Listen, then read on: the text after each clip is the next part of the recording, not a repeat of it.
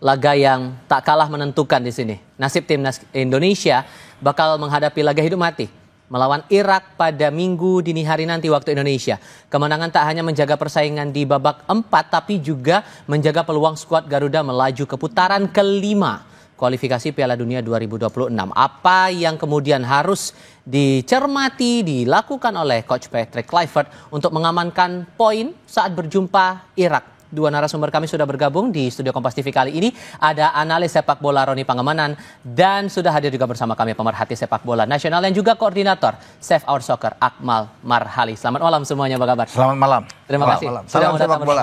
Ya. Tetap harus ada optimisme walaupun tantangannya makin kesini makin akan jadi besar lah makin kesini ya Bung Ropan. Cuman kalau membaca dari pertandingan melawan Arab Saudi tadi, selisih 1 gol kita dengan Arab Saudi, ada yang menganalisis juga masalah lini tengah kita. Anda merasa lini tengah kita juga bisa dibilang cukup challenging saat bertanding melawan Arab Saudi waktu itu? Bahkan kita kalah total menghadapi Arab Saudi kalau bicara lini tengah kita kan. Ya, mungkin saya kira penempatan pemain dari Patrick Kluivert ini yang salah di dalam menyusun starting 11 saat menghadapi Arab Saudi. Kita akan berharap bahwa mungkin Tom Haya akan main lebih awal. Ya, itu sudah menjadi pakem dia bersama dengan Joy Pelupesi. Tetapi justru itu tidak akan diubah dengan Mark Klok. Bahkan Mark Klok itu terus bisa bertahan. Ya, saya juga memperkirakan bahwa Nathan Cho itu pasti akan ada, paling tidak di bench lah untuk menjaga keseimbangan. Tapi justru dia tidak ada di situ. Dia menjadi bagian dari 6 pemain yang juga dicoret yang saat itu ya, untuk tidak bisa bermain cuma 23 pemain. Jadi memang kalau bicara lini tengah, khusus untuk menyambut pertandingan melawan Arab, itu akan menjadi concern betul-betul. Karena disitulah saya pikir urat nadi sebuah tim untuk bisa bermain di dalam transisi permainan ke depan dan dalam bertahan. Jadi kita kalau nggak punya gelandang-gelandang yang kuat, sulit. Sekuat apapun lini belakang kita dengan Jaya Isyas, mau Hapner tampil, mau Rizky Ridho, tapi kalau di tengah itu Kropos, berat. Dan itu kelihatan lawan Arab kan. Penguasaan Arab sangat baik dan mereka menguasai semua dengan pressing mereka yang sangat bagus. Jadi lini tengah kita nggak berkutik. Di antara Joe juga dengan Mark Klok sering terlalu dekat, terlalu tumpang tinggi, jaraknya kadang jauh dengan pemain depan. Jadi ini yang sangat sulit untuk pasukan bola ke depan, nggak ada sama sekali kelihatan kemarin. Kalau celah kemudian kita melihat Irak lawan kita berikutnya, ini bakal lebih challenging lagi nggak kira-kira menurut Anda Mas Akmal? Ya sangat berat karena lini tengah Irak itu sangat luar biasa. Patrick Kluivert malah bilang bahwa jarak antara pemain di lini tengah terlalu jauh. Artinya ini Patrick Kluivert yang ngomong. Tapi saya kritik, Patrick Kluivert ini analis bola atau pelatih gitu kan. Ketika dia tahu jarak antar pemain terlalu jauh di lini tengah, harusnya dia ambil keputusan untuk memperbaiki itu. Ketika kemarin melawan Arab Saudi, artinya yang kemarin udahlah lewat lawan Arab Saudi, artinya ketika nanti melawan Irak, yang terlalu jauh itu harus dibenahi. Butuh gelandang yang bisa memainkan sebagai tukang jagal dan juga bisa memainkan peran sebagai pengatur irama permainan. Nah ini yang harus dilakukan karena bagaimanapun kalau dari sisi fisik dan juga postur bahkan rekor pertemuan, Irak tuh lebih kuat dari Arab Saudi. Di bawah pelatih yang baru saat ini, Graham Arnold, 4 pertandingan dia hanya 1 kali kalah dari Korea Selatan, selebihnya 3 kali menang. Artinya Irak ini tim yang sangat berat untuk Indonesia. Secara performa Anda melihat Irak makin kesini gimana, dan ada saran juga tuh 3 back tengah aja biar tim kita lebih solid. Itu membacanya lebih mengamankan posisi kita atau malah sebaliknya? Begini, dia tampil di Kings Cup itu tidak begitu oke walaupun dia juara ya. 2-1 melawan Hong Kong susah payah. Dia menang 1-0 melawan tuan rumah Thailand. Tetapi kan tidak boleh dijadikan suatu patokan di sana atau ukuran bahwa ini Irak sesungguhnya. Itu banyak juga bagi Graham Arnold tuh bisa mengubah bermain mereka ya di sana, komposisi pemain. Jadi yang tampil sekarang di kualifikasi untuk di putaran keempat ini adalah memang Irak sesungguhnya yang memang sangat kuat.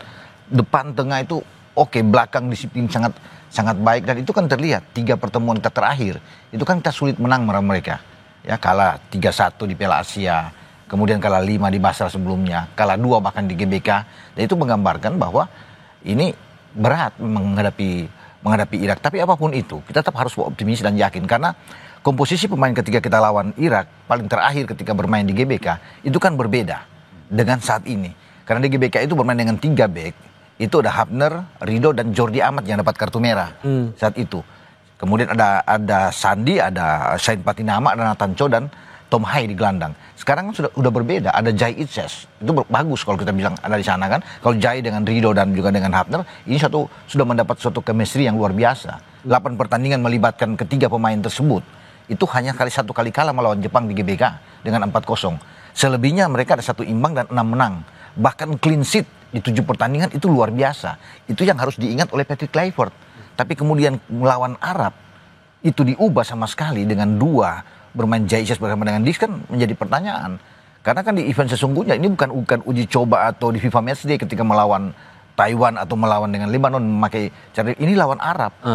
Dengan memakai seperti itu memang agak sudah kelihatan kemarin kan dia mengakui juga di banyak kelemahan dari tim saya dan bla bla bla yang dilakukan. Loh, kalau sudah tahu begitu kenapa dia tidak memilih bermain dengan 3-4-3? Karena itu yang dilakukan dia ya ketika kalah di Sydney ya dengan 5-1 itu dia balik dengan pola yang sama ketika melawan Bahrain dan Cina di GBK dan clean sheet 1-0 sehingga pemain-pemain itu sudah dapat pakem ini udah oke. Kenapa dia tidak melakukan itu pertandingan sepenting ini bermain dengan 4 back, dan saya rasa melawan Irak dia kan mungkin dengan 4 back lagi, padahal 3 back itu ada satu kekuatan.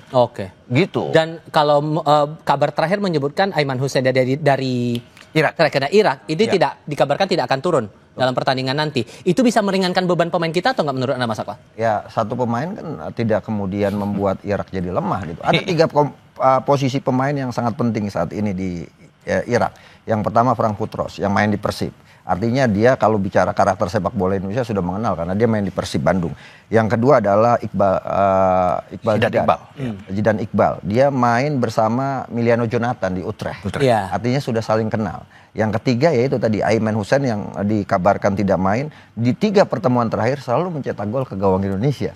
Aiman Hussein ini, dan ini merupakan kapten tim sekaligus juga nyawa permainan. Tapi tanpa Aiman Hussein masih ada Ali Jasem yang sangat luar biasa. Mereka juga punya pemain cukup banyak main di kompetisi Eropa. Ada yang main di Swedia, ada yang main di Denmark, ada yang main di Norwegia. Artinya Irak walaupun kehilangan Aiman Hussein tidak kemudian membuat mereka lemah gitu. Nah, ini yang harus diantisipasi. Saya setuju dengan apa yang dikatakan Bung Ropan. Kalau berani Patrick Kluivert main ubah pola yang kemarin lawan Arab dengan 3 back. 3 back yang tadi disebutkan Justin Hubner, kemudian Rizky Ridho dan juga Jay Inces. Karena dari 8 kali bertanding hanya kebobolan 4 gol ketika kalah lawan Jepang. Bahkan Australia ditahan 0-0, selebihnya clean sheet selalu gitu kan. Nah, tinggal di kirinya nanti entah itu Calvin Verdong atau Dan James atau di kanannya Kevin Dix. Saya pikir itu akan menjadi kita lebih kuat karena yang harus kita lakukan pertama adalah jangan sampai kebobolan melawan Irak. Itu dulu. Untuk kemudian kita berusaha untuk bisa mencetak gol. Karena memang sekarang ini pertandingan do or die untuk Indonesia. Hidup atau mati. Now or never. Sekarang atau tidak sama sekali. Gitu. Do or die ditambah lagi ada yang melihat juga catatan soal mental dan disiplin pemain kita. Ini juga perlu dibenahi dan diperkuat lagi untuk menghadapi pertandingan yang sangat krusial nanti. Melawan Irak itu. Dengan PR ataupun juga kelebihan dari Irak dari segi kebugarannya, maka kita harus melihat pertandingan nanti melawan Irak itu realistisnya harus bagaimana? Jawabnya nanti, kita jeda sebentar, kami segera kembali. Dalam catatan kita belum pernah ya unggul melawan Irak ini, sehingga dengan tantangan semacam ini dan pertaruhannya cukup besar nih Bung Ropan, line up kita terbaiknya harus yang kayak gimana nih nanti?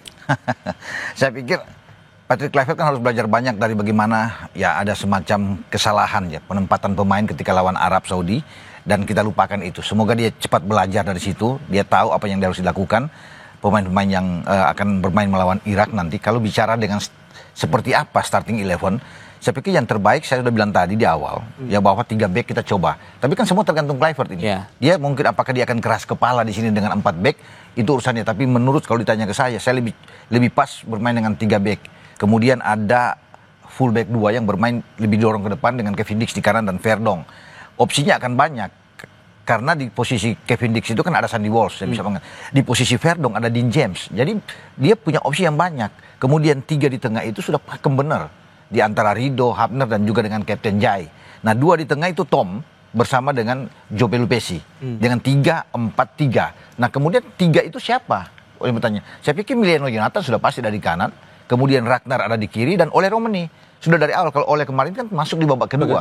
Tapi ketika dia masuk kan ada perubahan, mengubah arah permainan lebih bagus buat kita. Ada 3 kesempatan yang dilakukan termasuk ada penalti kedua yang handsball pemain Arab Saudi itu dari tekanan dari Ole. Jadi memang dia sekarang sudah mau tidak mau ini kan seperti nafas terakhir kita. Itu dijeda untuk bermain nih. Satu pertandingan ini 90 menit itu pertarungan luar biasa. Kita butuh menang, nggak usah pikir harus menang 2-0 berapa. 1-0 aja itu sudah bagus buat kita. Artinya intinya kita menang aja dulu. Intinya menang dulu, judulnya menang. Kita mau diserang 2 hari 2 malam oleh mereka, tapi di ujungnya kita menang. Itu kan yang diinginkan. Daripada bermain bagus, kita ball position tinggi, kalah. Ujungnya kita kalah. Orang tetap akan melihat bahwa kita kalah.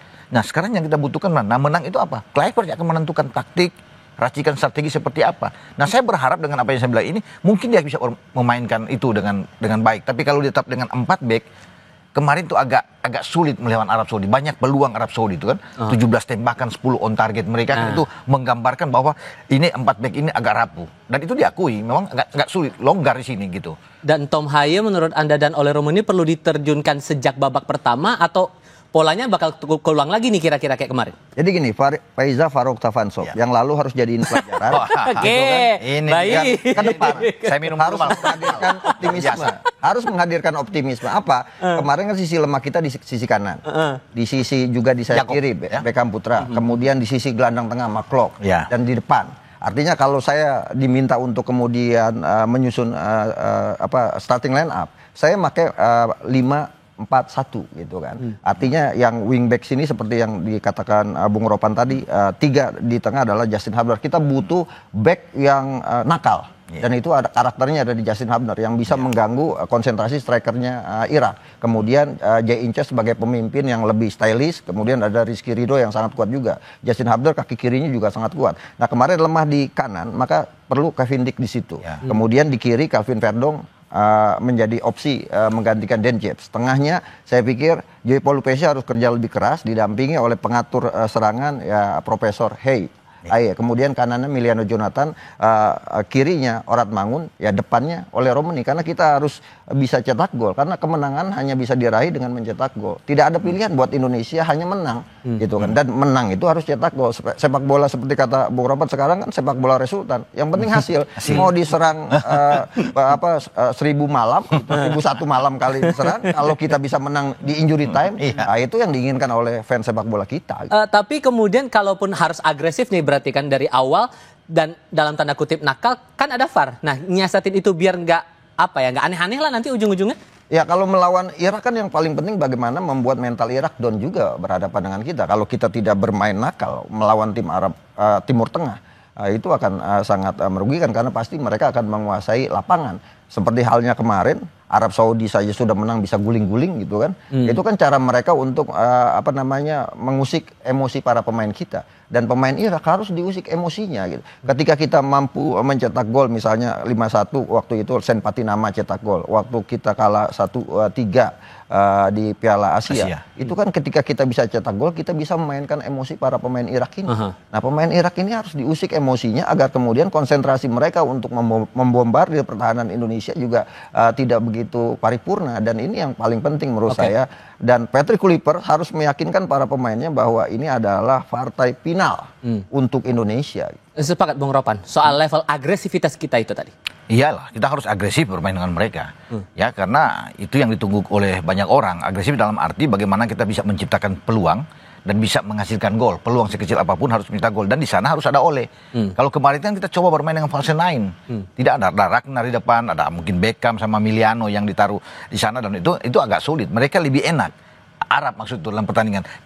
Mereka akan lebih sulit ketika Ole masuk kan.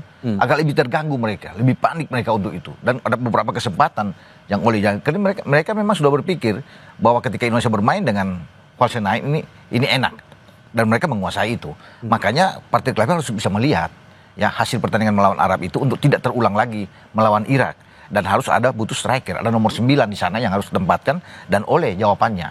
Dan ini akan membuat juga Miliano bagus bersama dengan Ragnar untuk melakukan manuver di sini untuk melakukan crossing kepada Ole Romani. Dan kita sangat bagus dibantu dengan Kevin Dix, dibantu dengan Verong dari kiri akan bagus. Transisi permainan kan bisa jadi 5 seperti Akmal bilang. Ketika ada 3 di sana dengan 2 turun sini akan jadi 5. Ya kemudian bisa Jonathan bisa turun sama dengan Ragnar kan ada membentuk 4 di situ. meninggalkan oleh sendiri. Dalam hal kita bertahan kalau ditekan, dalam menyerang itu akan cepat juga pasti. Jadi agresif itu memang penting. Ditambah lagi waktu itu kan sempat ada peluang karena skema bola mati. Nah ini juga yang harus bisa diperhatikan betul saat melawan Irak itu menurut Anda. Di awal kita dapat gol itu dengan penalti dan handsball dari Hasan Tambakti. Itu kan diawali dengan pergerakan Miliano. Ketika dia masuk dan Tambakti ambil kartu. Itulah pelanggaran yang diambil oleh Dean James untuk mengangkat bola set piece dia dan ada terjadi duel. Ada Kevin Dix dan Jai yang melompat dan Tambakti dan James.